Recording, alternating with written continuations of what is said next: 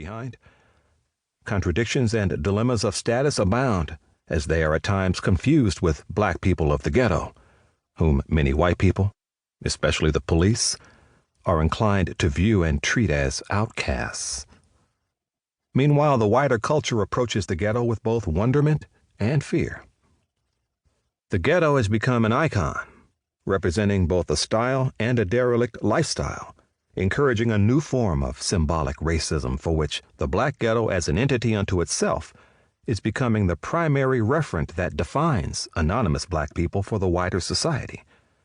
Thus, in the minds of many Americans, the ghetto is where the black people live, symbolizing an impoverished, crime-prone, drug-infested, and violent area of the city.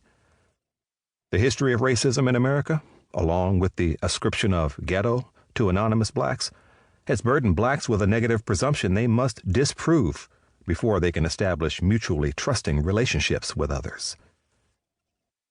In preparing this work, extending my own body of ethnographic research, I have tried to document the ways in which the most desperate of the Philadelphia black underclass cope with making a living, and how these coping efforts and their social and cultural adjustments in the context of existing racial arrangements define the black ghetto and the black people who are presumed to reside there.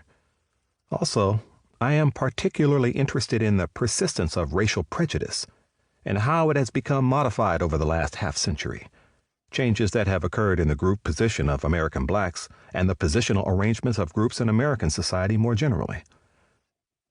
Ethnography is defined as the systematic study of culture, or what Clifford Geertz referred to as a community's shared understandings.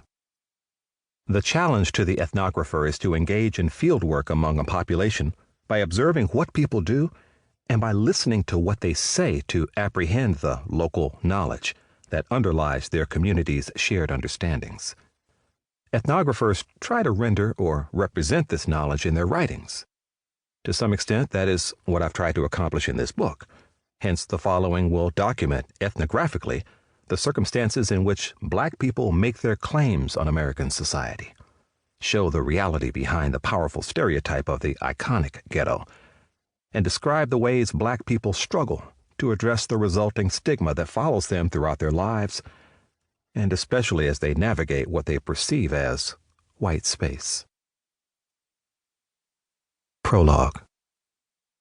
I was born in the South on what used to be a plantation.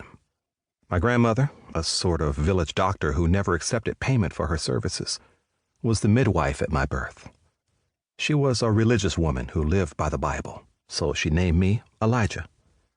My mother, who had an 11th grade education, was 20 years old when I was born and already had 3 children. Her family members were sharecroppers, so she went to the field each day to pick cotton, as did my grandmother and my father. In those days, when crops needed to be planted or harvested, school would let out because that work took priority. My father attended school only to the 4th grade, but in World War II he drove a supply truck in the U.S. Army in England and then in France. After returning from the war, he felt he could no longer live as a second-class citizen in the South. He believed he would encounter trouble there, and a better life in the North beckoned. The factory jobs of the North were a magnet for rural Southerners, both black and white. My uncles had already migrated to South Bend, Indiana, and my family followed them there. Once in South Bend, my mother worked as a domestic working days in the homes of well-to-do whites, and my father, like my uncles, found a job at the now-defunct Studebaker automobile factory. For many years he worked in the foundry there. And at age 71, after breathing soot and metallic dust over decades, my father died of lung cancer, though he'd never smoked. While my parents struggled to establish themselves in South Bend, for the first 2 years my sister and I boarded next door to my uncle in the home of a woman I called Aunt Freddie, who had migrated to the North in 1910. An educated, proper middle-class black woman, she read me Bible stories and had a great influence on me. Eventually, my family moved into an apartment in a segregated part of the city. When I started public school at age 5, I was one of only a handful of black students at the excellent Oliver School.